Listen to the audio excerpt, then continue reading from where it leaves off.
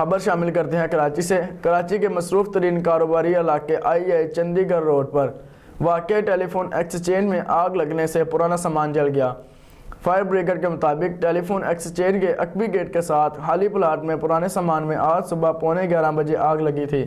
इसी हवाले से मज़ीद तफसीलात जानते हैं ब्यूरो चीफ जुल्फ़कार अली से।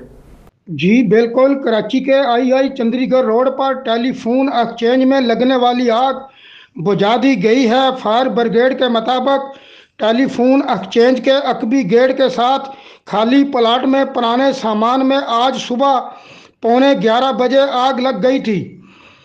आतिशज़दगी से स्याह धुएं के बादल पूरे शहर में देखे जा रहे थे। आग बुझाने के लिए फायर ब्रिगेड के मुख्तलिफ सेंटर से 3 गाड़ियां और फायर फाइटर रवाना किए गए। फायर ब्रिगेड के अमले ने आधे घंटे की जिदोजहद के बाद आग पर काबू पा लिया, जिसके बाद आग को मज़ीद ठंडा करने की कोशिश की जा रही है।